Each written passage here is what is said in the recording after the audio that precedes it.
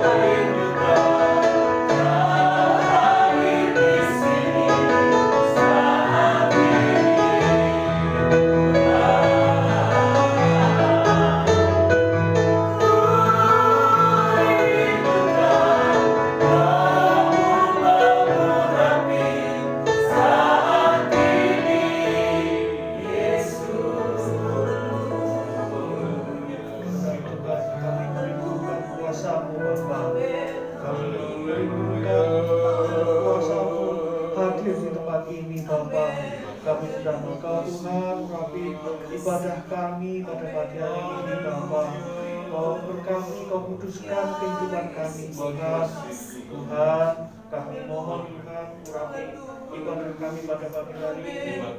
Biarlah Engkau menjamah kami pribadi lepas Tuhan. Kau berkati juga pelayan-pelayan yang akan melayani pada pagi hari ini. Terima kasih Tuhan, terima kasih biarlah urapan-Mu hadir di tempat ini. Semoga Tuhan telah membuka kami dalam nama Tuhan Yesus Kristus. Haleluya. Amin. Haleluya. Silakan duduk Bapak Ibu Saudara yang dikasihi Tuhan. Kita diberi kuasa oleh Tuhan. Kita percaya bahwa ada kuasa Tuhan di dalam kehidupan kita untuk menaklukkan musuh. Haleluya. Kita akan naikkan pujian ini.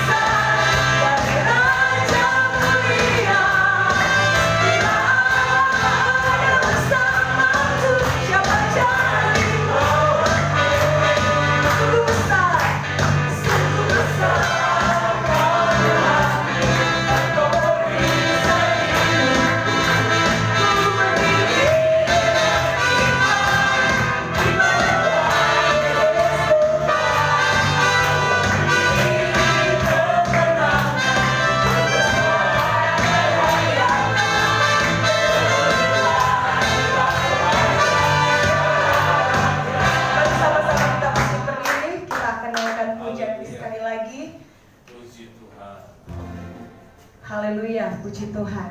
Haleluya. Puji Tuhan. Haleluya.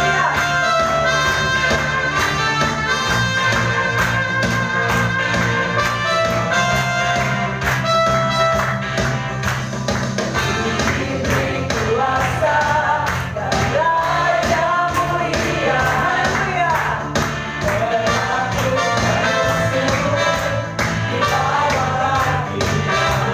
Kuasa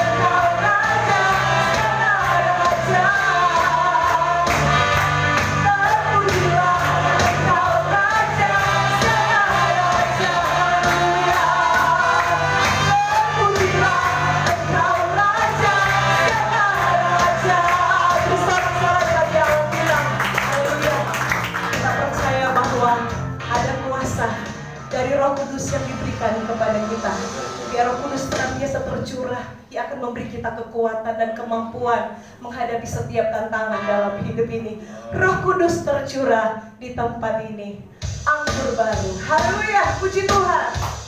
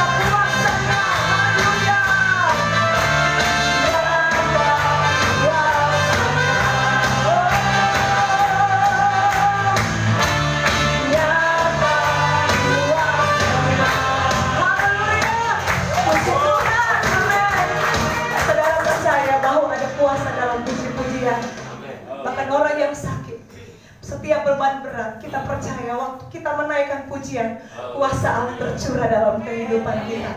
Pagi hari ini mari alami lawatan Tuhan. Kita mau siapkan hati kita untuk dengar firman Allah. Kita mau angkat pujian di hadapan Tuhan. Glory, glory, haleluya.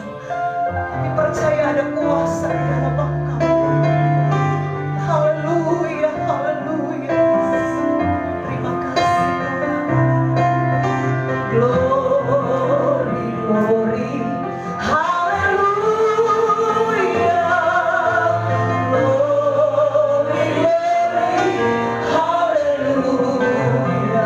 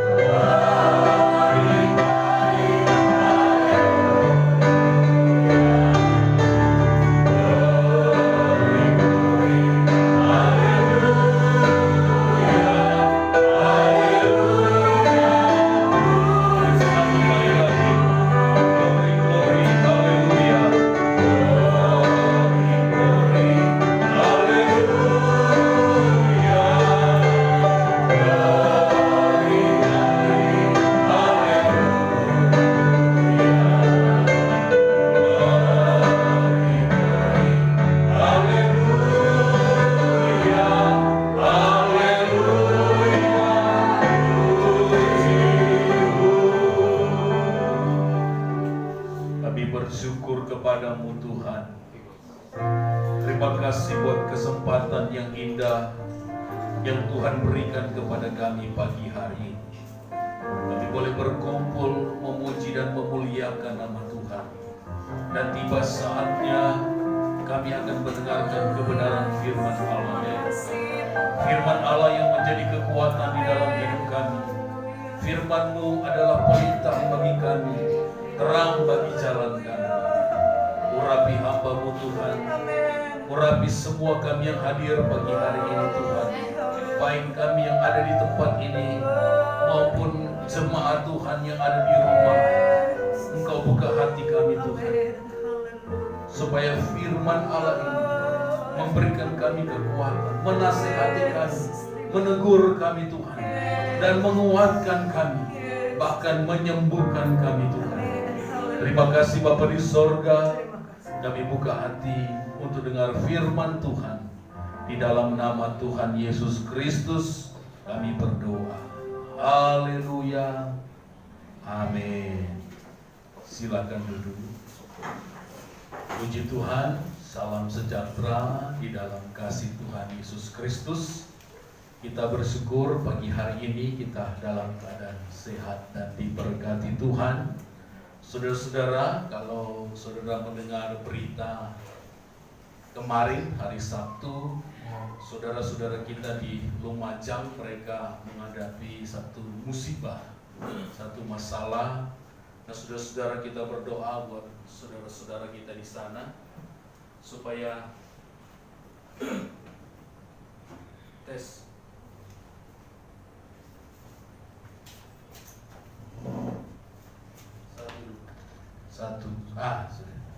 supaya mereka boleh ditolong dan diselamatkan. Ada grup kami hamba-hamba Tuhan, ada satu pendeta memang dekat sekali dengan Gunung Sumeru. Puji Tuhan dapat kabar berita, ya puji Tuhan mereka dalam keadaan sehat. Tetapi kita lihat bagaimana terjadi di sekitar di situ ya. Ada jembatan juga yang menghubungkan Malang dan Lumajang katanya putus. Nah, saudara-saudara kita berdoa dan kita bersyukur kita dalam keadaan sehat dan diberkati Tuhan. Puji Tuhan. Haleluya. Mari pagi hari ini kita buka hati kita dengar firman Allah. Saudara-saudara kita ada di bulan Desember. Jadi seri khotbah kita pada bulan Desember ini berbicara tentang Natal. Ada tokoh-tokoh Natal yang kita akan pelajari dan kita akan mengambil satu pelajaran dari apa yang mereka alami dan apa yang mereka perbuat. Nah, pagi hari ini kita akan sama-sama belajar tentang orang Majus dari timur. Mari kita buka di dalam Matius pasal yang kedua, ayat yang ke-10 dan ayat yang ke-11. Injil Matius pasal yang kedua, ayat yang ke-10 dan ayat 11, firman Allah berkata, ketika mereka melihat bintang itu, sangat bersukacitalah mereka. Ayat 11, maka masuklah mereka ke dalam rumah itu dan melihat anak itu bersama Maria ibunya, lalu sujud menyembah dia. Mereka pun membuka tempat harta bendanya dan mempersembahkan persembahan kepadanya, yaitu emas, kemenyan, dan mur. Nah, saudara-saudara, Bapak Ibu yang dikasihi Tuhan, mungkin Bapak Ibu yang pernah ada di sekolah minggu dari kecil membayangkan orang Majus ini dengan pakaian yang begitu bagus, datang kalau ada drama-drama, di situ mereka membawa persembahan, mereka datang dari jauh. Nah, saudara-saudara, kita lihat tentang apa kata Alkitab daripada orang Majus ini. Kita lihat dulu arti daripada orang Majus. Dikatakan orang Majus ini adalah satu kasta atau satu kelompok yang ada di Persia atau di Babilonia pada waktu itu. Mereka adalah orang-orang yang terhormat. Dan juga ada yang menerjemahkan, memakai istilah daripada Injil Matius ini adalah orang Majus itu mengacu kepada tokoh-tokoh yang terhormat dari agama yang ada di Persia, dari agama yang ada di timur. Dan kalau kita perhatikan, Bapak Ibu, lihat di dalam arti yang lain, ada yang mengatakan bahwa mereka ini ahli-ahli perbintangan. Itu menurut orang Yunani. Karena orang Yunani selalu mengartikan segala sesuatu dengan menurut kebudayaan mereka. Jadi ada yang mengartikan mereka itu seorang ahli-ahli nujum, ahli-ahli sihir. Tetapi saudara bukan. Tetapi yang kita lihat orang Majus ini, kalau saudara perhatikan di dalam bahasa Inggris memakai wise men, artinya orang-orang bijaksana. Bukan berarti itu mereka tukang sihir, bukan berarti itu mereka ahli nujum, bukan saudara-saudara. Tetapi ketika saya pelajari saya lihat dan saya dengar dari para teolog mengatakan bahwa tokoh-tokoh ini adalah tokoh-tokoh terhormat yang dipuji, yang dihormati, dan mereka datang ke Yerusalem untuk melihat Yesus. Nah, saudara-saudara, Bapak Ibu yang dikasihi Tuhan, ada juga yang mengatakan berapa jumlah orang Majus ini. Nah, kalau dilihat dari persembahan mereka, kalau kita lihat dari drama-drama, ada 3 orang. Karena apa? Membawa persembahan emas, kemenyan, dan mur. Bukan, saudara-saudara. Jumlah mereka itu begitu banyak. Itu rombongan. Karena mereka dari Persia, dan sekarang Persia itu adalah negara Irak ya. Negara Irak, karena Persia itu pada waktu itu awal pembangunannya itu dari Persia ini. Sekarang namanya Irak. Nah, saudara bisa bayangkan perjalanan dari Persia ke Yerusalem. Ada banyak sekali hal yang mereka harus lewati. Nah, saudara-saudara, orang Majus ini berkelompok. Mereka itu ada rombongan yang begitu banyak. Dan kalau saudara perhatikan, apa yang mereka bawa itu adalah benda-benda yang berharga pada waktu itu. Dan sekarang pun benda itu berharga, yaitu emas. Otomatis perjalanan mereka itu bukan 2-3 orang. Itu ada rombongan-rombongan mereka yang berjalan. Mereka melihat bintang, yaitu yang ada di Yerusalem. Mari kita akan lihat, saudara-saudara, kita lihat pelajaran yang kita akan dapatkan daripada orang Majus ini. Yang pertama, di ayat yang pertama dan ayat yang kedua, di dalam Injil Matius pasal yang kedua, ayat yang pertama sampai yang kedua, sesudah Yesus dilahirkan di Bethlehem, di tanah Yudea, pada zaman Raja Herodes, datanglah orang-orang Majus dari timur ke Yerusalem. Ayat 2. Dan bertanya-tanya, di manakah dia raja orang Yahudi yang baru dilahirkan itu? Kami telah melihat bintangnya di timur dan kami datang untuk menyembah dia. Nah, saudara-saudara, kalau kita perhatikan, ketika Yesus lahir ada satu bintang yang ada pada waktu itu, dan bintang itu menarik orang-orang Majus ini untuk datang menyembah, karena mereka percaya bahwa kalau bintang ini satu berbeda, berarti ada raja yang mereka harus datang untuk menyembah dia. Nah, saudara-saudara, yang pertama, orang Majus ini memiliki pandangan yang teliti. Mereka melihat bintang. Ini bintang yang berbeda, bukan bintang yang sama. Ada satu perdebatan kami, saudara-saudara, tentang bintang ini. Karena ada yang mengatakan bahwa bintang yang bergerak atau bumi yang bergerak. Tetapi kalau menurut ilmu pengetahuan, bumi yang berputar, ya kan? Bumi yang berputar, bintang itu yang mengelilingi bumi. Jadi otomatis, saudara-saudara, kita lihat satu perbedaan di sini, bahwa orang Majus melihat satu bintang, dan bintang itu ada di Yerusalem. Dan dikatakan bintang di timur, mereka melihat bintang dari timur, dan kami datang untuk melihat. Saudara perhatikan di sini, kami telah melihat bintangnya. Nya ini pakai huruf besar. Jadi itu bintang yang dari Tuhan, yang ada di timur, dan mereka percaya ada sesuatu yang berbeda di Yerusalem, yaitu di Bethlehem. Dan dikatakan firman Allah, mereka begitu teliti, mereka meneliti. Nah, ini sesuatu yang berbeda. Nah, saudara-saudara, apa aplikasinya di dalam kehidupan kita? Tuhan mau supaya kita juga hari-hari ini lebih teliti. Tuhan mau juga hari-hari ini kita lebih peka. Tuhan mau juga hari-hari ini kita lebih sungguh-sungguh.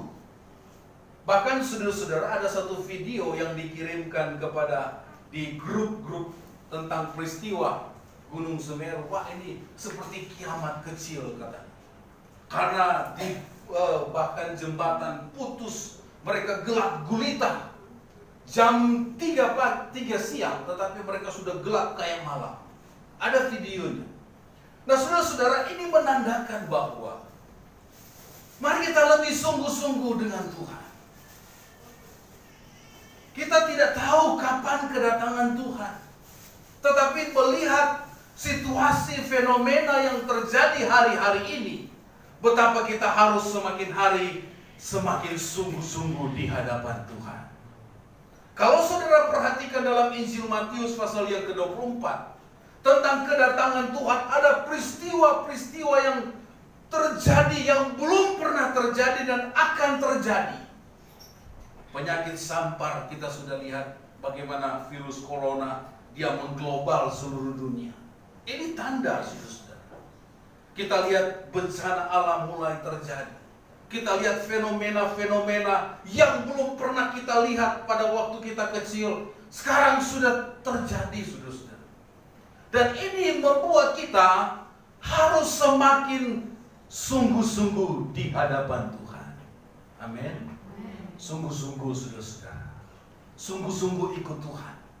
Mari kita, saudara-saudara, jangan setengah-setengah ikut Tuhan. Jangan banyak alasan untuk datang kepada Tuhan. Karena Tuhan tidak punya banyak alasan untuk menolong, untuk memberkati kita. Apakah Tuhan banyak alasan? Tidak, saudara-saudara. Dia adalah Allah yang penuh dengan kasih.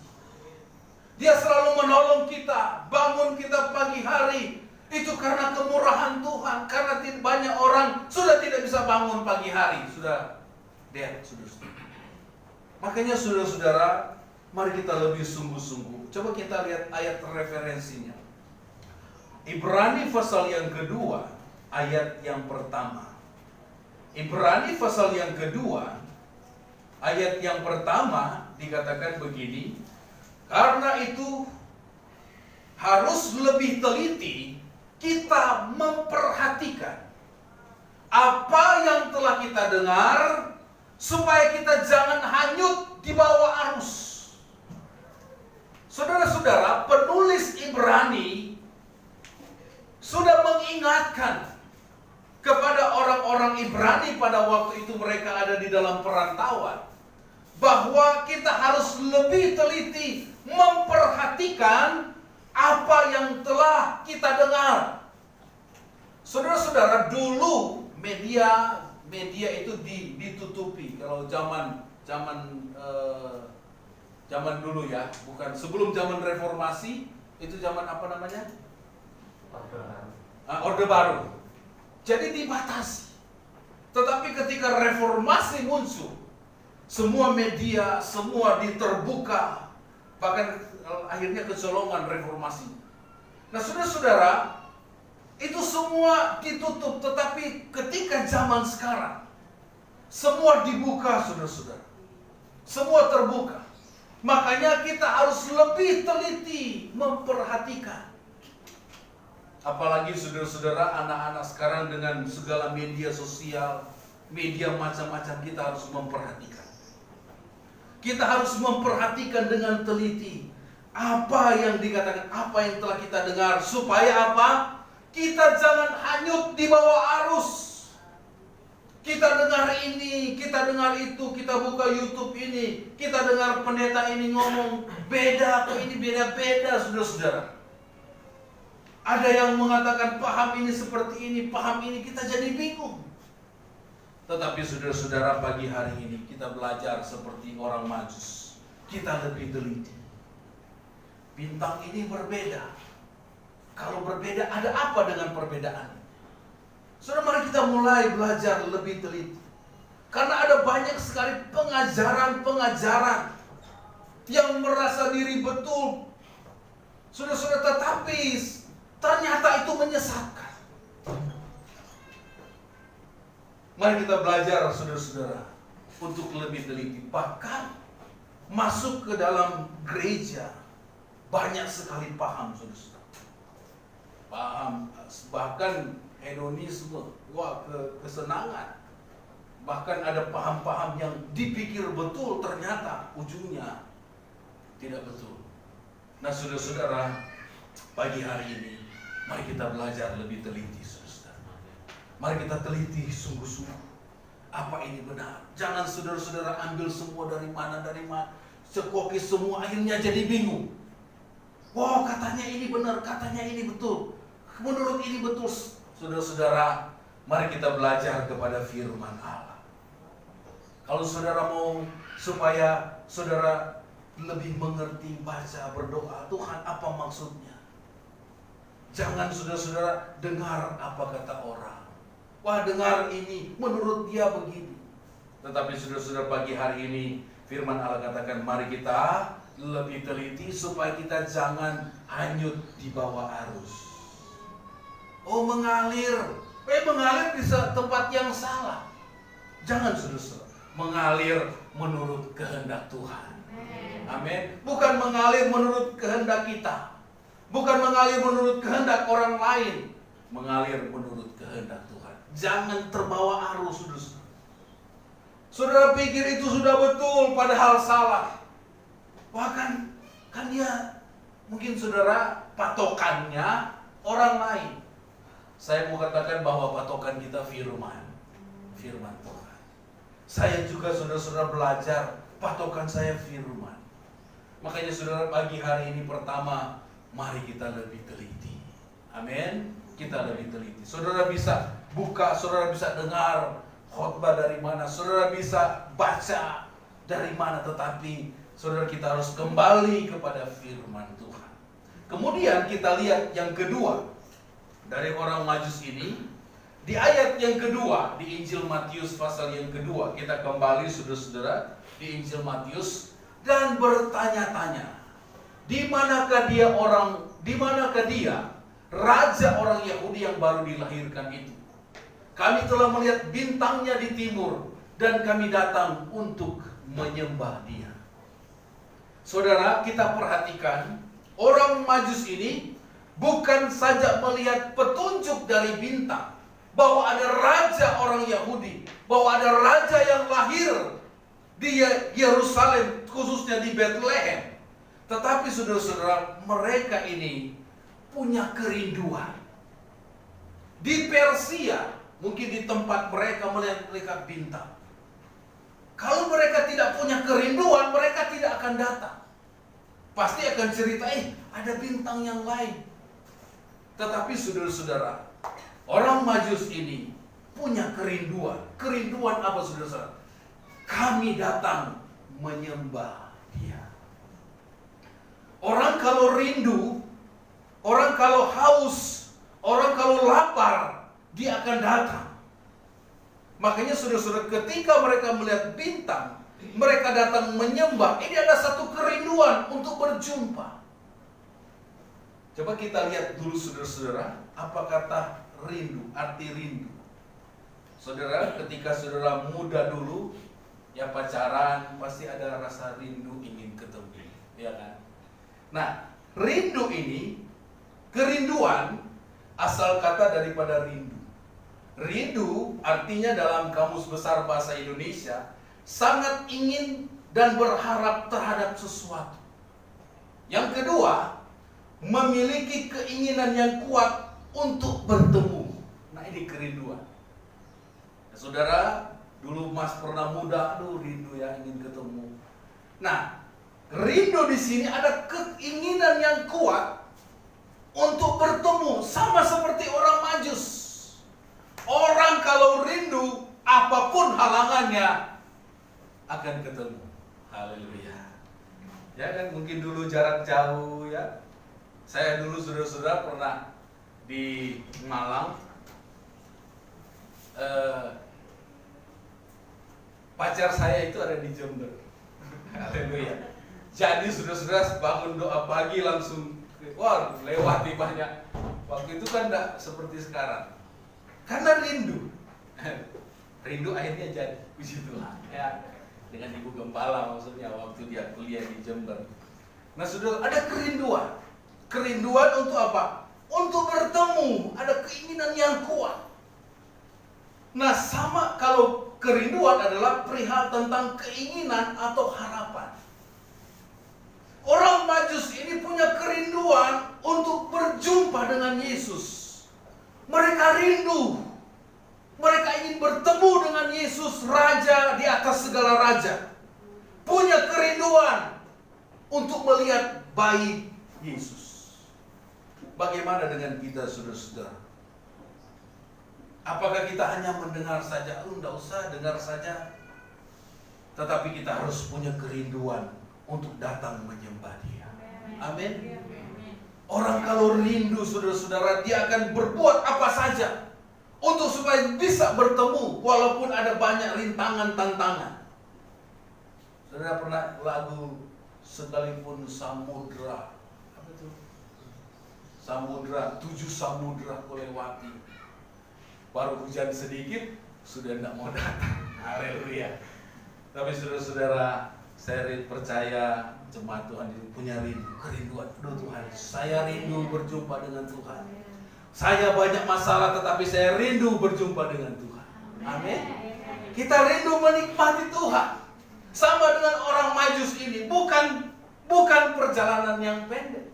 Saudara di sini saudara begitu fasilitas sudah ada kendaraan motor, 5 menit langsung datang, puji Tuhan. Iya tuh saudara. Kalau saudara pun di tempat kerja karena saudara ini pekerjaan saya harus lakukan. Dimanapun kita bisa akan datang. Nah saudara-saudara, kerinduan untuk datang kepada Tuhan, kerinduan untuk melihat Yesus. Ini orang Majus, saudara-saudara. Mereka, kami datang untuk menyembah Dia. Kemudian kita lihat ayat referensinya supaya kita lebih tahu tentang kerinduan ini. Mazmur 42. Mazmur 42 ayat 1 sampai ayat yang kedua. Mazmur 42 ayat 1 dan ayat yang kedua dikatakan begini. Mazmur 42 ayat 1, untuk pemimpin biduan nyanyian pengajaran Bani Korah. Ayat 2, seperti rusa yang merindukan sungai yang berair, demikianlah jiwaku merindukan Engkau, ya Allah. Saudara, rusa, dia kalau haus, jarak antara sungai yang dia sungai itu begitu jauh. Tetapi dikatakan kerinduan yang Allah gambarkan di sini, firman Allah gambarkan di sini, adalah seperti rusa yang merindukan sungai yang berair. Dia akan cari sumber air itu. Demikian jiwa kita merindukan Tuhan. Amin. Kita rindu kepada Tuhan. Saudara, rindu kepada manusia, saudara bisa saja berbuat apa-apa karena rindu. Ya, apalagi rindu, mungkin kakek-kakek rindu kepada cucu. Oh, rindu cucu, akhirnya cucunya datang. Ya kan, Pak Selamat, Bu Selamat datang. Lihat cucu, aduh rindu lihat cucu. Ya datang. Bagaimana dengan kita dengan Tuhan?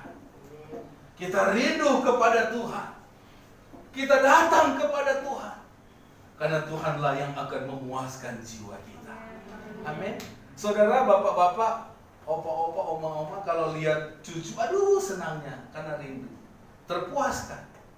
Ketika kita berjumpa dengan Tuhan, rasa rindu kita terpuaskan. Ada di mana? Di hadirat Tuhan. Ada di mana ketika kita beribadah? Ada di mana ketika kita memuji menyembah Tuhan? Tuhan hadir dan Tuhan memuaskan jiwa kita yang rindu. Haleluya, puji Tuhan. Mari saudara-saudara, kita rindu kepada Tuhan. Cari kerinduan itu. Rindu untuk menyembah Tuhan. Rindu melayani. Aduh, saya rindu melayani. Karena membalas cinta Tuhan. Ayo melayani sama-sama, saudara. Karena upah kita besar di sorga. Haleluya.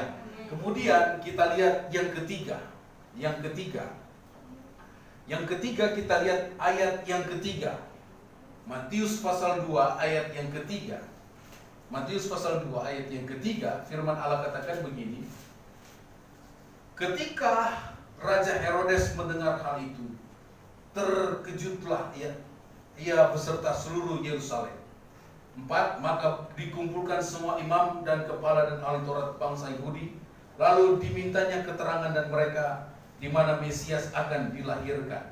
Kemudian kita lihat tentang yang ketiga ini di ayat yang ke-8. Kemudian ia menyuruh mereka ke Betlehem, ini Raja Herodes, pergi dan selidikilah dengan saksama hal-hal mengenai anak itu, dan segera sesudah kamu menemukan dia, kabarkanlah kepadaku supaya aku pun datang menyembah dia. Ayat 9, setelah mendengar kata-kata raja itu, berangkatlah mereka. Dan lihatlah, bintang yang mereka lihat di timur itu mendahului mereka hingga tiba dan berhenti di atas tempat di mana anak itu berada. Yang ketiga, saudara-saudara, bertekun.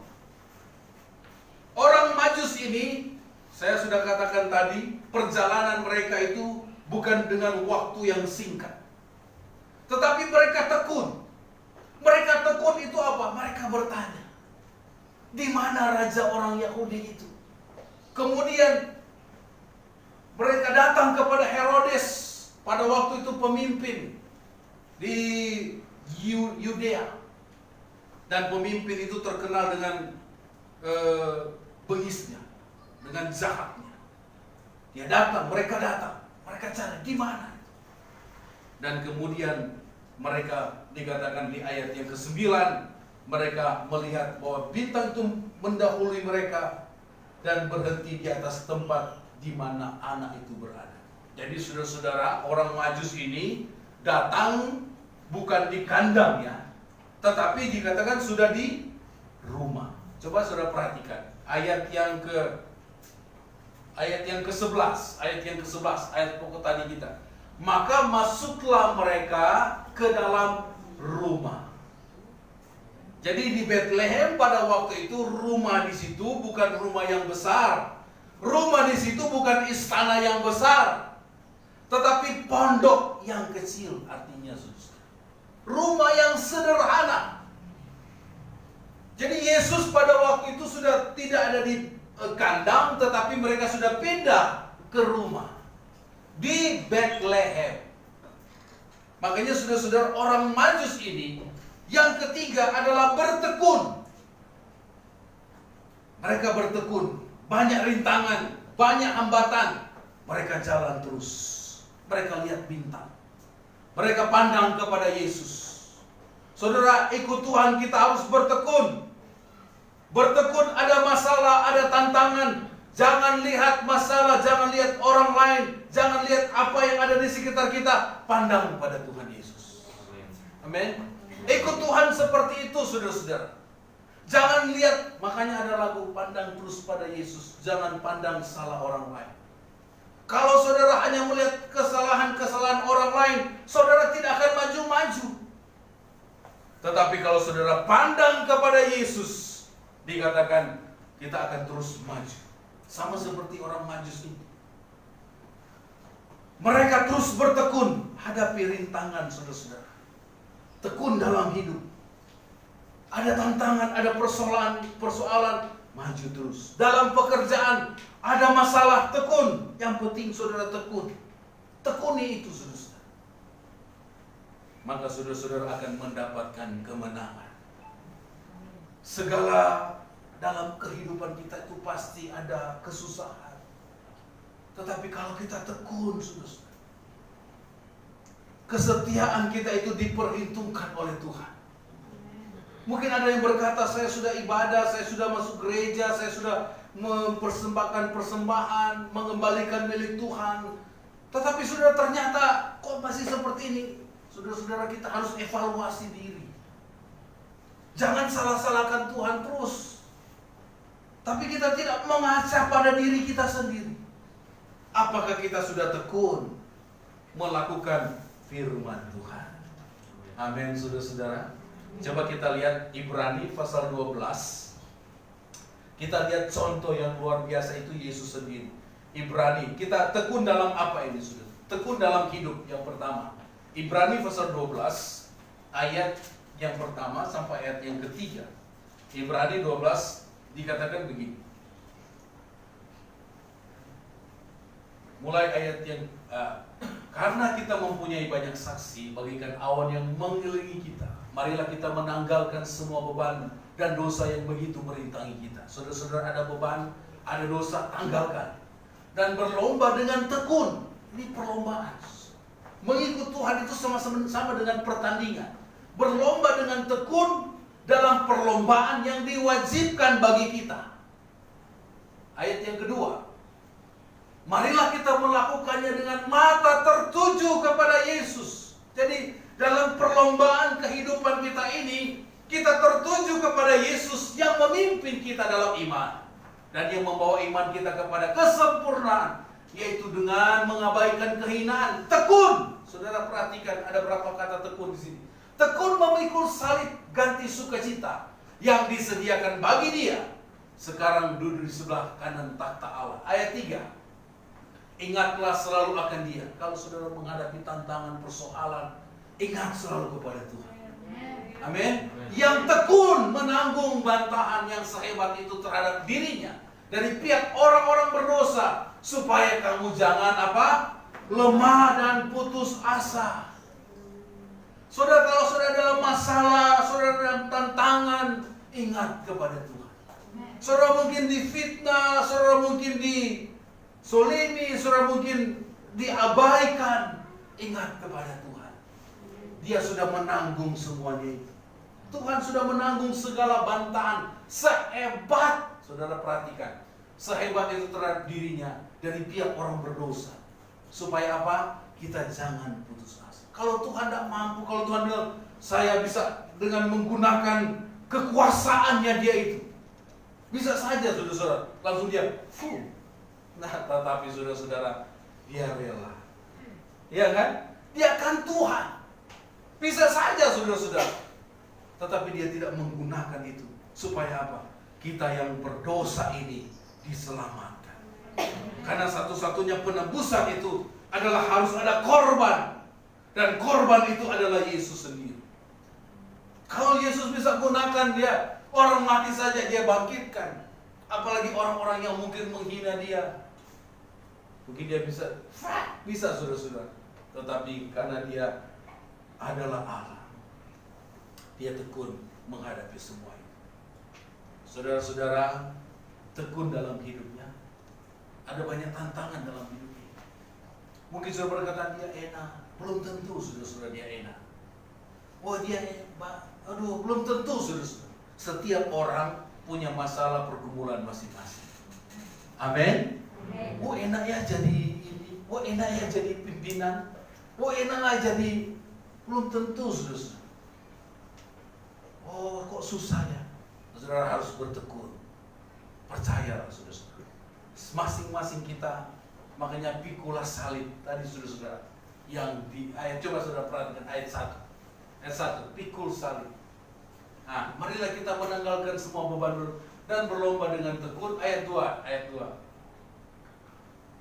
Marilah kita melakukan dengan mata tertuju kepada Yesus yang memimpin kita dalam iman dan yang membawa iman kita dan yang dengan mengabaikan kehinaan tekun memikul salib ganti sukacita yang disediakan bagi kita. Salib akan digantikan dengan sukacita. Amin. Makanya saudara tekun, saudara. Saudara pikir, saya orang paling menderita. Tidak, saudara-saudara. Masih ada yang lebih menderita dari kita. Amin. Makanya kita tetap mengucap syukur. Kemudian tekun dalam hidup. Filipi pasal 4, tekun dalam doa. Jangan saja bertekun dalam kita bekerja, dalam kita melakukan sesuatu untuk kehidupan kita. Tetapi kita juga bertekun dalam doa. Dan apa? Tekun melakukan firman Tuhan. Nah ini saudara-saudara. Kadang-kadang kita abaikan hal ini. Kita harus tekun. Coba kita lihat Ibrani 10 ayat 36. Ibrani 10 ayat 36. Dikatakan begini. Ibrani pasal 10 ayat 36. Sebab kamu memerlukan ketekunan, supaya sesudah kamu melakukan kehendak Allah, kamu memperoleh apa yang dijanjikan itu. Amin. Tekun melakukan firman.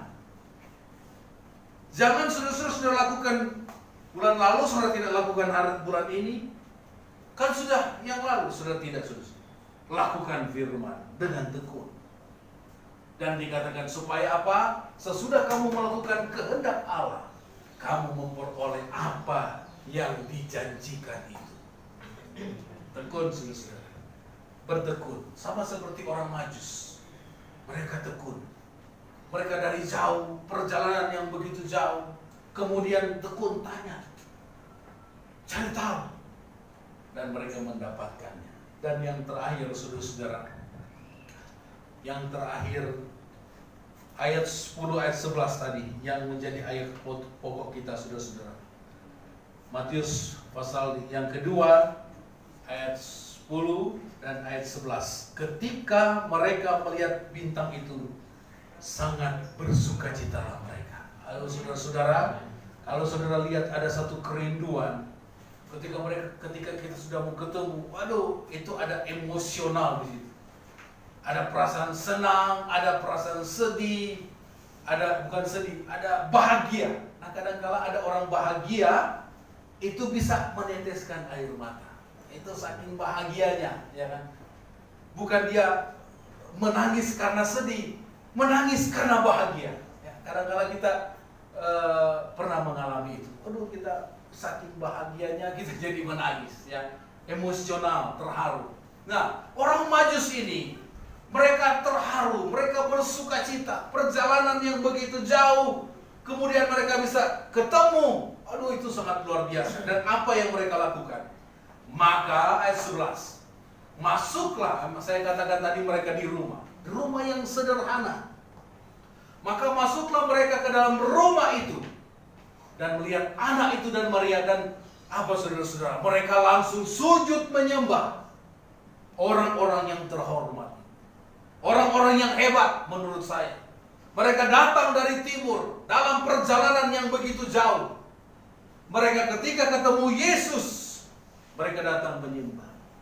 Saudara-saudara, kalau orang Majus ini berpikiran, saya sudah jauh-jauh, bukan datang di istana, katanya raja, kok dia datang di tempat yang sederhana, bisa kecewa, iya kan? Tetapi saudara perhatikan orang Majus ini. Yang keempat, orang Majus ini memiliki kerendahan hati. Amin. Mereka punya kerendahan hati. Datang, masuk, bukan di istana. Tuh, ini ada bintang, tetapi katanya raja, segala raja. Raja orang Yahudi. Masuk ke rumah yang kecil, sederhana. Tetapi saudara-saudara, mereka ketika masuk di tempat itu, di tempat yang kecil, di tempat yang sederhana, tetapi saudara-saudara, di tempat itu ada sesuatu yang besar. Ada Yesus, saudara-saudara. Dan apa? Mereka datang menyembah Dia. Bapak Ibu saudaraku yang dikasih Tuhan, ini sikap hati. Sikap hati, saudara-saudara. Ada orang kaya. Ya, saudara bisa perhatikan, saudara bisa lihat.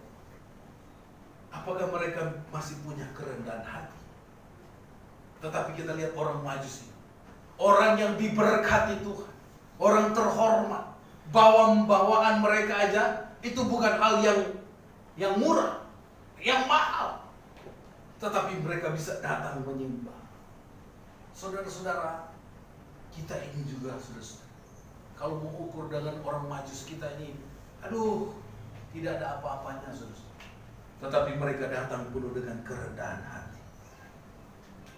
Saudara-saudara, Bapak Ibu yang dikasih Tuhan, orang kalau semakin kaya, apakah dia semakin rendah hati?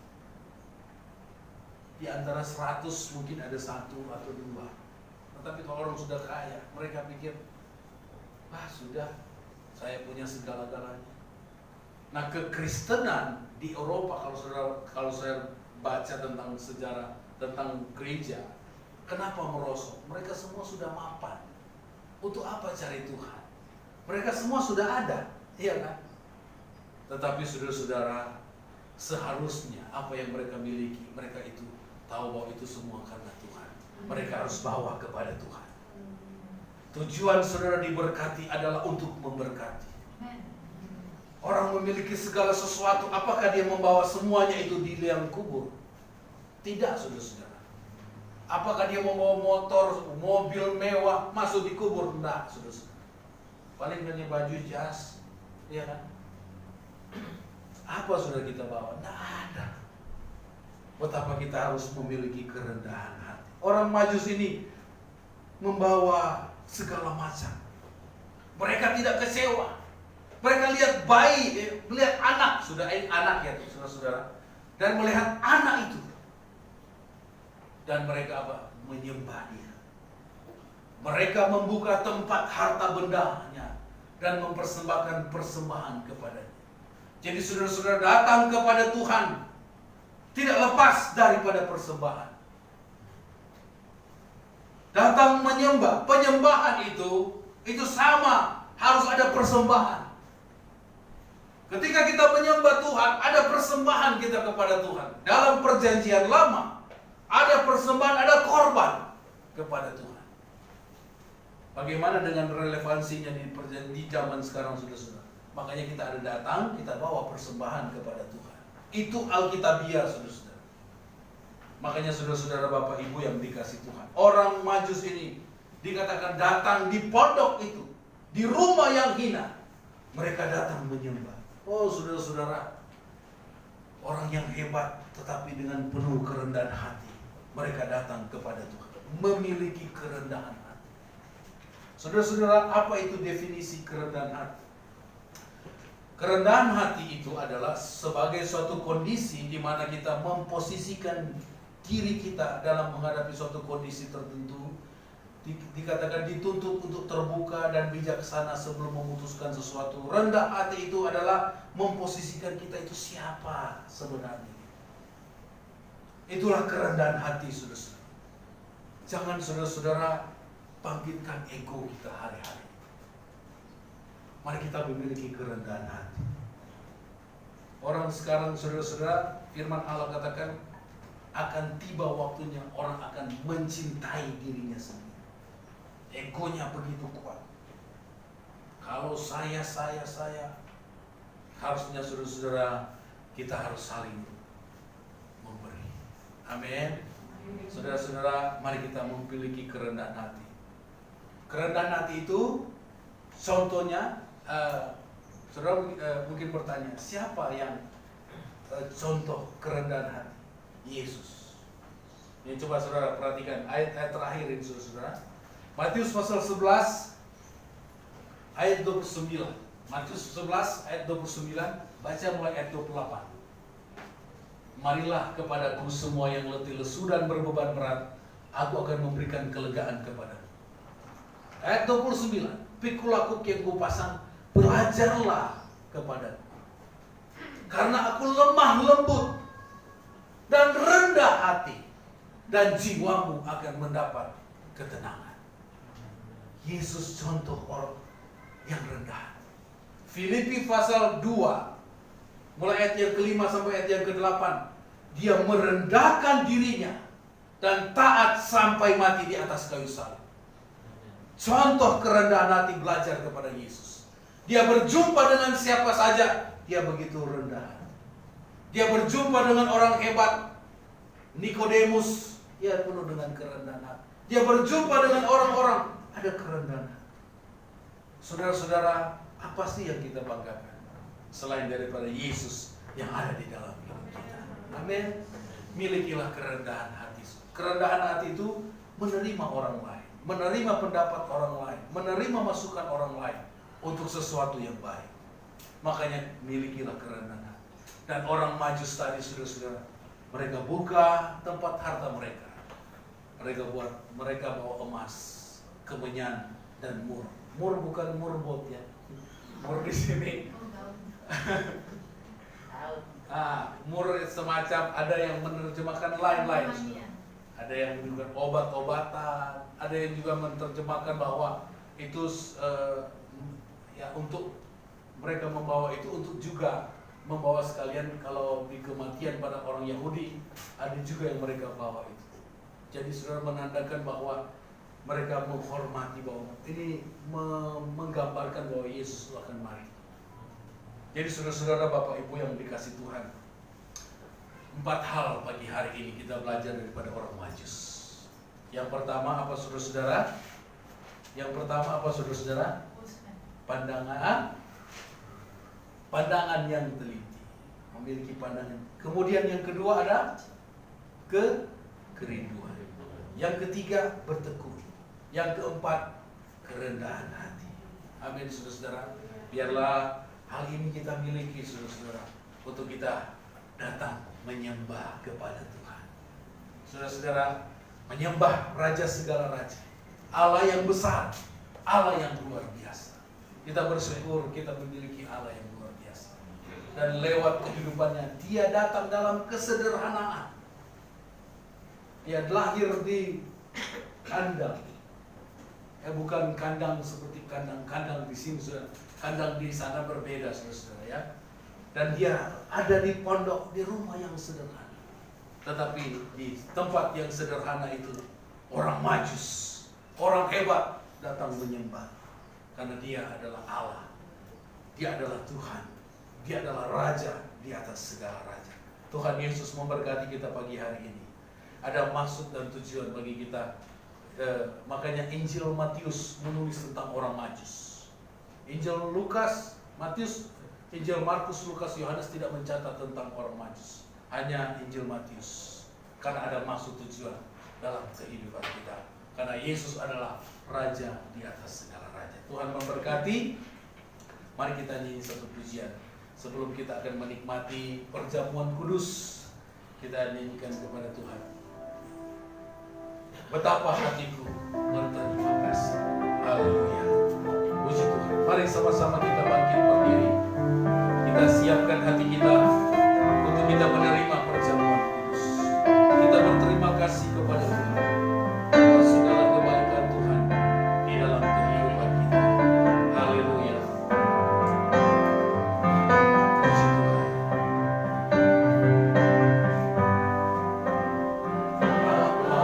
Hatiku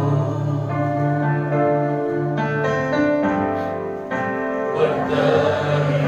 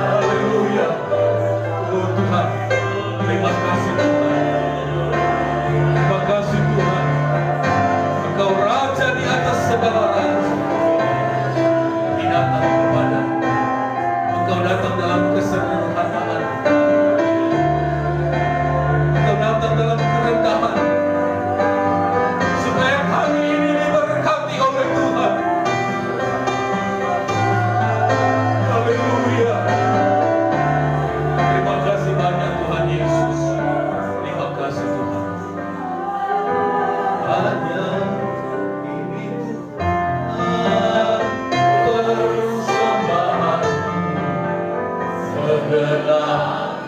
Mari segenap hidup kita bawa kepada Tuhan. Sebab ku miliki harta kekayaan yang sungguh berarti untuk persembahkan hanya ini Tuhan permohonanku. Terimalah Tuhan persembahanku, pakailah hidupku sebagai alatmu seumur hidupku. Mari saya undang Bapak Ardani maju ke depan. Kita akan makan tubuh dan darah Yesus dalam perjamuan ini. Mari kita minta kelayakan dari Tuhan. Tuhan melayakkan kita untuk menerima perjamuan. Kita bersyukur kepada Tuhan pagi hari ini. Hamba berdoa untuk Pak Ardani yang akan melayani kami dalam perjamuan ini. Tuhan Kau berkati Pak Ardani. Tuhan tolong, Tuhan berkati, Tuhan urapi dalam pelayanan ini menyenangkan hati Tuhan. Sucikan, kuduskan kami, layakkan kami untuk menerima perjamuan ini Tuhan. Biarlah perjamuan ini memiliki kuasa di dalam hidup kami, supaya kami yang lemah dikuatkan, yang sakit disembuhkan lewat perjamuan ini Tuhan. Nama Tuhan dipuji dan dipermuliakan. Terima kasih Bapa di sorga. Kami akan makan minum, melakukan perjamuan kudus di dalam nama Tuhan Yesus Kristus. Haleluya. Amin. Silakan duduk, kita naikkan pujian terus.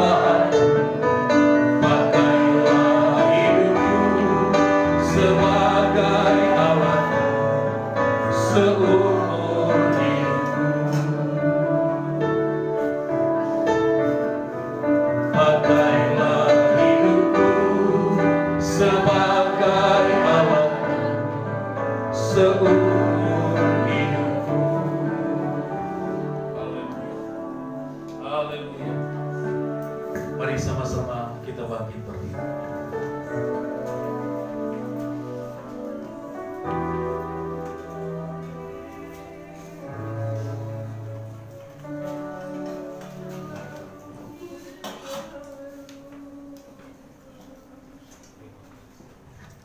Haleluya.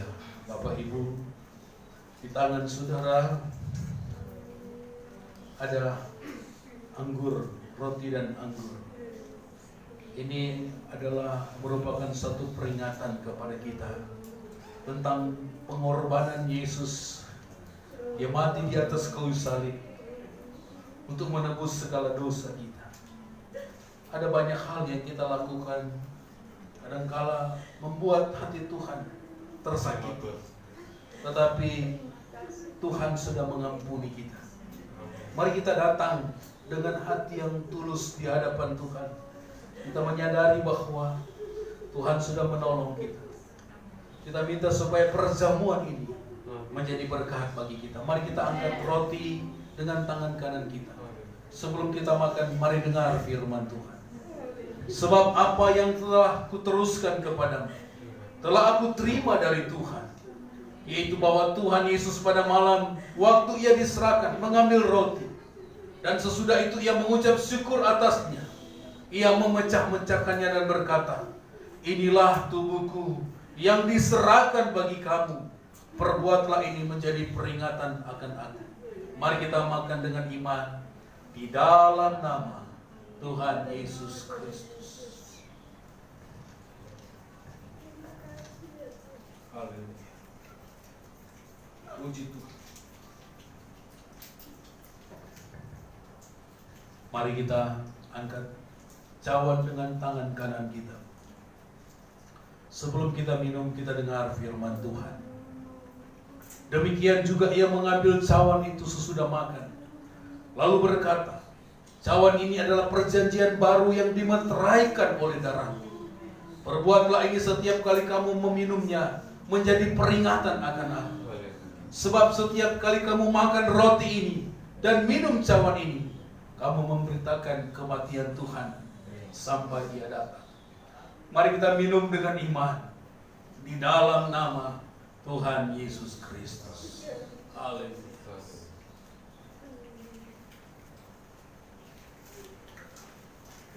Haleluya.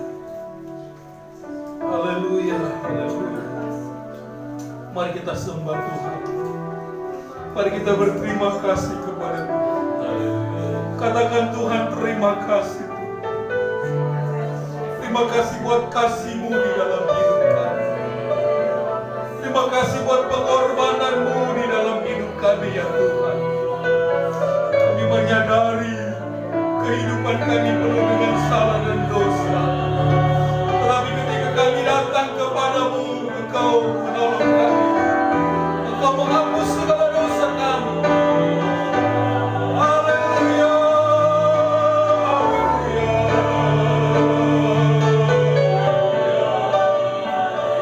Terima kasih Tuhan. Engkau Allah yang baik, Allah yang penuh dengan kasih. Haleluya. Engkau datang ke dalam dunia ini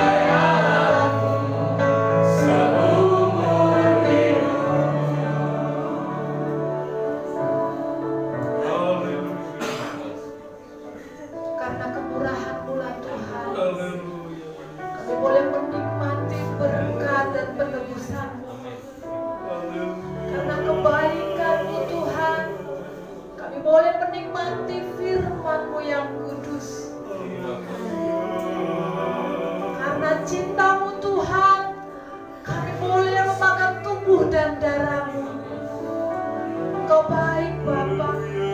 Kami mengucap syukur untuk itu.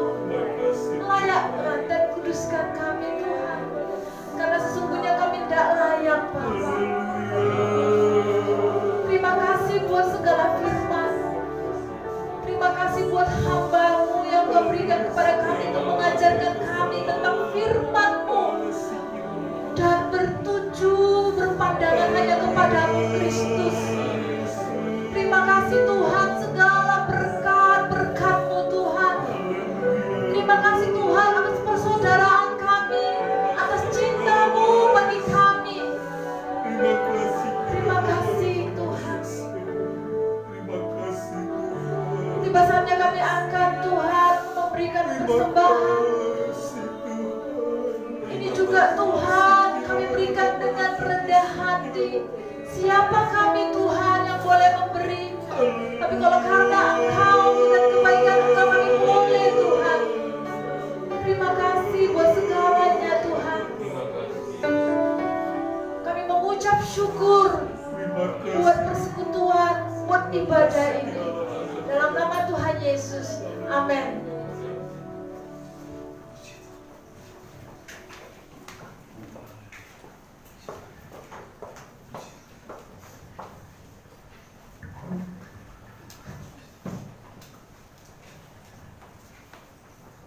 Haleluya, puji Tuhan Bapak Ibu Saudara yang kasih Tuhan. Pagi hari ini kita sudah diberkati lewat firman Tuhan dan perjamuan kudus. Kita akan memberikan persembahan. Kita naikkan pujian bagi Tuhan. Haleluya, puji Tuhan.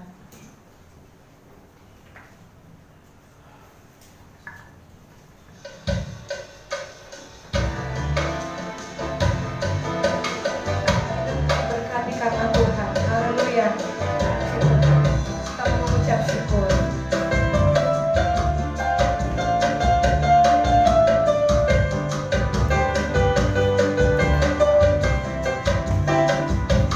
Saja ku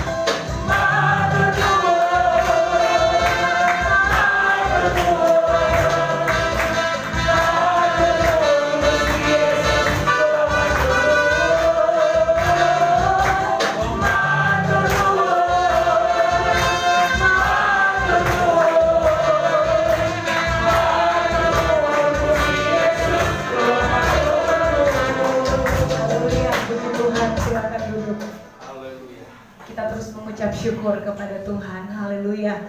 Pagi hari ini kita sudah diberkati lewat kebenaran firman Tuhan, dan kami atas nama Gembala seluruh jemaat mengucapkan selamat ulang tahun buat Moses ya, yang ke-13 tahun, diberkati oleh Tuhan, diberi sehat, kuat, umur panjang, puji Tuhan.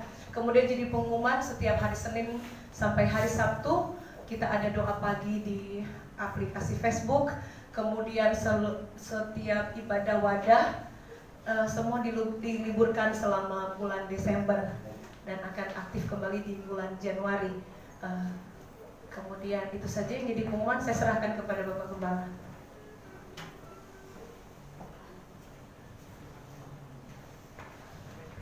Puji Tuhan, kita bersyukur pagi hari ini ya. Saya berterima kasih kepada jemaat Tuhan yang sudah datang ke Pastori membawa berkas-berkasnya ya. Puji Tuhan, Tuhan memberkati apa yang saudara bawa, itu bawa persembahkan kepada Tuhan. Saudara-saudara, kita akan dengarkan pengumuman dari panitia Natal. Saya serahkan kepada ketua atau sekretaris. Ketua dulu, silakan.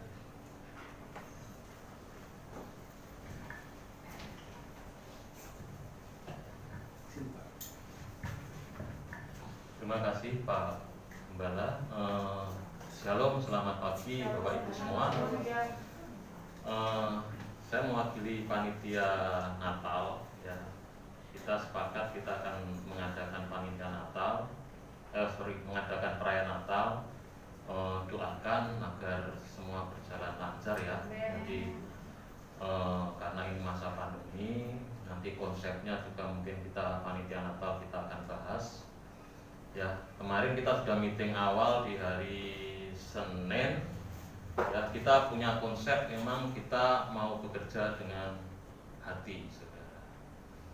Jadi bekerja dengan hati ini seperti kalau saya mengibaratkan ini, kita semua ada tangan, tubuh, kepala, kaki semua. Ya, kita coba belajar kepala ini memikirkan kaki, kaki memikirkan kepala, tangan memikirkan kaki, ya semua harus kita pikirkan dan kita kerjakan bersama-sama. Kira-kira Bapak Ibu kalau kaki memikirkan kepala itu seperti apa contoh? Kalau kita pusing, kita ke apotek nggak bisa kalau kita nggak ada kaki. Begitu kan dengan kaki harus dipikir kepala. Waduh, kakiku kok kotor ya, perlu dibasuh. Ya, saya pernah ikut di dalam sebuah memikir sebuah konsep, saudara. Kalau kita memikirkan sebuah konsep, sebuah misi, itu kita harus melepaskan keakuan kita. Ya, di sebuah kantor itu ada divisi marketing, keuangan, ya, terus divisi pengiriman, gudang. Kita harus melepaskan itu semua kalau kita menjadi satu tim yang solid. Ya, lalu kita bahas bareng, bagaimana itu kiriman, bagaimana itu marketing, kita bahas bareng. Dari situ akan keluar konsep yang bagus. Nah, kemarin saya berharap kita doakan bersama-sama, panitia berjalan dengan baik, ya, panitia berjalan dengan lancar. Ya, harapan kita semua untuk kemuliaan nama Tuhan. Amin Bapak Ibu ya. Semua untuk kebesaran nama Tuhan, keagungan nama Tuhan. Dan pada pagi hari ini Parian sudah bawa ya Pak ya. Jadi kita sudah siapkan, kita punya proposal, ya nanti Parian akan bagi proposal itu, ya itu buat persembahan dimulai minggu depan, Bapak Ibu semua. Kita rencana kita tanggal 15 Januari. Jadi nanti mulai minggu depan kita sudah ada kotak persembahan, tapi itu ke persembahan khusus Natal. Ya, saya mohon kalau mempersembahkan ngomong dulu sama suami dan istri ya Bapak Ibu ya. Jadi itu yang pertama, yang kedua ngomong sama Tuhan juga. Ya, jangan sampai saya nggak pengen kalau mempersembahkan ini dengan berat hati. Semuanya kita untuk kemuliaan nama Tuhan. Ya, seberapa yang kita kasih, Tuhan sangat memberkati kita semua. Seberapa yang kita punya, ya, seberapa yang kita kita berikan kepada Tuhan, semuanya untuk kemuliaan nama Tuhan. Ya, terus pada saat ini sampai per hari kemarin kita dari janji iman panitia kita sudah dapat berapa Pak Sugeng? 1.500.000 untuk janjiman panitia. Ya mungkin ada beberapa panitia yang belum, tapi memang panitia kita komitmen untuk kita dapat memberi janjiman di dalam kemanitaan ini untuk kemuliaan nama Tuhan. Ya mungkin Pak Rian bisa dibagikan sekarang, Pak Rian. Biasanya nanti kalau pulang itu langsung nggak tercover seperti sebelum-sebelumnya. Jadi ini proposal ini nanti Bapak Ibu pelajari, Bapak Ibu nanti doakan, ya doakan panitia, doakan yang akan kita beri. Ya satu lagi untuk pendanaan, ya sambil Pak Rian boleh jalan. Sambil pendanaan nanti kita ada beberapa konsep pendanaan Bapak Ibu. Jadi yang pertama yaitu donatur, ya donatur. Ada juga yang kedua nanti kita ada persembahan dari jemaat, ya. Terus kita juga ada konsep nanti kita mau ada basar kalender, ya basar kalender. Terus lagi kemarin saya terpikir, cuma nanti akan saya bahas di panitia dulu, yaitu kita akan coba pernak-pernik Natal, ya. Selama ini kan toko-toko rohani itu banyak yang tutup Bapak Ibu. Ya, kemarin saya punya kenalan agak jauh, ini ternyata dia itu online. Jadi nanti saya akan bahas dulu di kepanitiaan. Kalau ini benar-benar dikehendaki Tuhan, nanti kita mau share ke jemaat. Jadi andaikan nanti ada jemaat yang membeli, kita coba fasilitasi, ya kita belikan, nanti kita kirim ke rumah Bapak Ibu free ongkir, ya tidak sedikit. Jadi nanti konsepnya nanti kita akan bahas dulu. Jadi itu pernak-pernik Natal itu ada dinding apa kayak gini, ada ya, terus ada gantungan kunci, ada kalung rohani, macam-macam. Nah itu nanti kita bahas dulu. Saya nggak pengen saya berjalan tidak ada kesepakatan. Nanti kita bahas dulu di dalam kepanitiaan. Ya, sebenarnya ada banyak konsep di pendanaan ini. Nanti saya akan share juga untuk ke depan. Mungkin kalau satu lagi yang saya punya bayangan, misalkan ibu nggak mau mempersembahkan bentuk uang, misalkan, ya Bapak Ibu mau bentuk makanan, silahkan nanti kita buat model basar. Ya, jadi Bapak Ibu misalkan mempersembahkan anggap aja angka 200.000, tapi bentuk makanan nanti semua ini bisa beli, ya seperti itu. Nanti itu konsepnya akan kita bahas juga. Ya, saya ingin kita sedikit ada kreativitasan di dalam penggalian dana, ya. Yaitu Bapak Ibu semua mungkin ada yang belum dapat. Nanti mungkin minggu depan ini saya akan coba mungkin izin sama Pak Eko, ya Pak Eko ya. Nanti kita mungkin ke rumah masing-masing Bapak Ibu yang belum dapat, karena kemarin saya fotokopi 15 ya Pak Rian ya. Nanti ada kurang, nanti kita menyusul. Jadi seperti itu Bapak Ibu. Jadi nanti persembahan Natal boleh mulai dilakukan minggu depan, nanti ada kotak sampai nanti tanggal 15 itu sekali ya Bu ya. Jadi jangan sampai waduh setiap minggu ngasih, enggak. Kita mau kasih aja sekali, ya. Makanya perlu didoakan, perlu diomongin dengan suami dan istri. Jadi kesepakatan itu saya sangat diperlukan. Jangan sampai nanti suami tok sing tahu atau suami tok sing tahu, nanti panitianya digugat Bapak Ibu.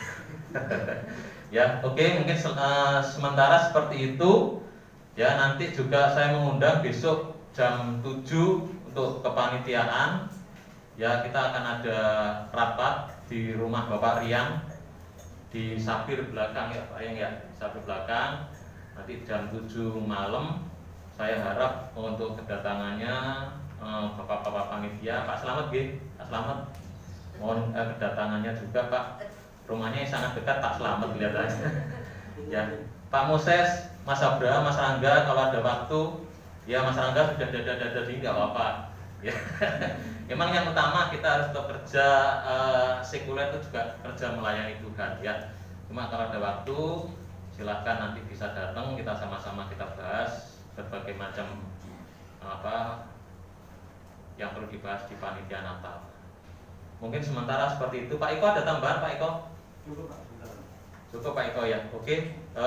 Terima kasih Bapak Ibu semua yang sudah terima proposal. Nanti bisa dibahas dulu di rumah ya. Semoga harapan saya kita semua dukung di dalam doa ya buat kepanitiaan ini, biar nanti acara perayaan Natal juga boleh berjalan dengan baik ya, semuanya untuk kemuliaan nama Tuhan.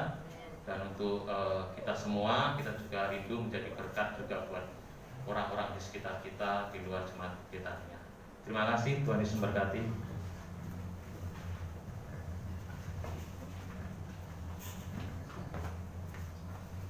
Ya, puji Tuhan, Tuhan memberkati panitia. Luar biasa kerja bapak-bapak. Ya, begitu cepat ya. Kita doakan supaya bapak-bapak panitia tetap kompak selalu. Saya bilang kalau bapak-bapak itu ya luar biasa, ya enggak terlalu banyak sana sini ya. Puji Tuhan, Tuhan berkati. Kita bersyukur Natal remaja kemarin sudah berjalan dengan baik. Anak remaja-remaja semua pada senang semua. Mereka senang. Memang itu harus konsep remaja seperti itu. Kita harus buat mereka supaya punya aktivitas, punya kreasi yang lain ya, saudara-saudara. Kita doakan tanggal berapa? 18 Desember sekolah minggu Sabtu ceria. Jadi ada konsep juga dari guru-guru, didoakan ya supaya boleh berjalan dengan lancar. Kita doakan juga supaya ibadah perayaan Natal kita boleh berjalan dengan baik. Tetap tanggal 25 itu ibadah tetap ada ya. Kita akan beribadah memuliakan nama Tuhan. Puji Tuhan. Itu saja pengumumannya. Tuhan Yesus memberkati. Mari kita sama-sama bangkit berdiri. Kita nyanyi satu pujian bagi kami memuji kebesaran-Mu. Ajaib Tuhan, ajaib Tuhan. Jemaat Tuhan yang sudah berkorban untuk ibadah remaja, Tuhan Yesus memberkati. Untuk ibadah anak-anak, Tuhan memberkati. Kami memuji kebesaran-Mu.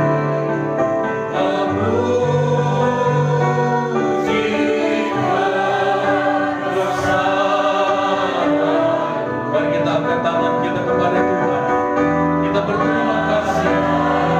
Betapa ajaibnya Tuhan dalam hidup kita.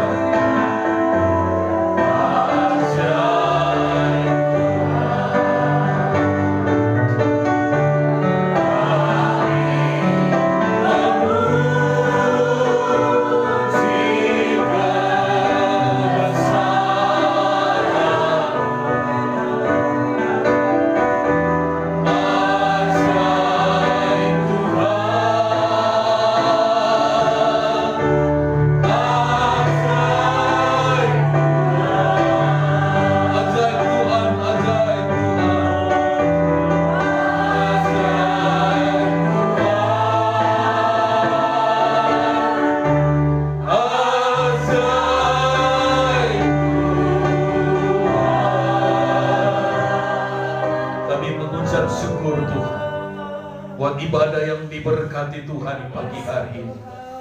Kami boleh memuji, memuliakan nama Tuhan, mendengarkan firman Allah. Kami bersyukur Engkau baik dalam hidup kami. Kami sehat, kami kuat karena kemurahan Tuhan. Biarlah Engkau terus pakai kami untuk kemuliaan nama Tuhan. Terima kasih Bapa di sorga. Kami berdoa bagi saudara-saudara kami yang ada di Lumajang. Mereka yang ditimpa oleh ya Tuhan bencana. Kami berdoa Tuhan tolong mereka. Ada anak-anak Tuhan, ada hamba-hamba Tuhan di sana. Tuhan tolong, Tuhan selamatkan mereka Tuhan. Ini doa kami kepadamu Tuhan. Kami percaya segala sesuatu ada dalam rencana Tuhan. Oleh sebab itu semakin hari kami semakin sungguh-sungguh di hadapan-Mu Tuhan. Semakin kami mau mencari Engkau dalam hidup kami Tuhan. Apa artinya hidup kami tanpa Yesus? Kami tidak mampu ya Tuhan. Terima kasih Bapa di sorga. Terpujilah nama Tuhan. Kami terima kasih buat firman Tuhan. Biarlah orang-orang Majus memberikan pelajaran kepada kami. Untuk kami punya kerinduan untuk bertekun dan penuh kerendahan hati datang kepadamu Tuhan. Berkati pemerintah kami, berkati Sidoarjo. Tuhan tolong daerah di mana kami tinggal, RT RW desa kami Tuhan berkati. Tetangga sekitar kami diberkati, ditolong, diselamatkan oleh Tuhan. Ini doa kami kepadamu Tuhan. Kami berdoa buat orang tua kami, keluarga kami, sanak keluarga kami, dimanapun mereka berada. Tuhan tolong dan Tuhan berkati. Terpujilah nama Tuhan Yesus. Terima kasih Tuhan. Ibadah, oh Tuhan, kami berdoa untuk ibadah Natal anak-anak Tuhan tolong. Ibadah umum juga Tuhan tolong. Kami berdoa untuk panitia yang sudah berjerih lelah bekerja. Kami percaya apa yang kami kerjakan ada berkat, ada upah yang Tuhan berikan kepada kami. Kami bekerja dengan hati dan Tuhan akan memberkati kami. Terima kasih Tuhan. Seluruh panitia Tuhan tolong. Tuhan berikan kami kesehatan. Tuhan hindarkan kami dari mara bahaya, malapetaka niat orang jahat, kecelakaan, sakit penyakit kami tolak patahkan dalam nama Yesus. Jemaat-jemaat Tuhan diberkati oleh Tuhan. Terima kasih Tuhan. Jemaat Tuhan yang sudah berkorban, yang sudah mengembalikan milik Tuhan, diberkati oleh Tuhan. Mari kita angkat tangan kita kepada Tuhan. Tuhan memberkati engkau dan melindungi engkau. Tuhan menyinari engkau dengan wajah-Nya dan memberi engkau kasih karunia. Tuhan menghadapkan wajah-Nya kepadamu dan memberi engkau damai sejahtera. Pulanglah dengan membawa berkat daripada Allah Bapa, cinta kasih daripada anaknya yang tunggal, persekutuan penghiburan daripada Allah Roh Kudus, senantiasa menyertai kita sampai selama-lamanya. Mari kita terima berkat Tuhan, mengucap syukur di dalam nama Tuhan Yesus Kristus.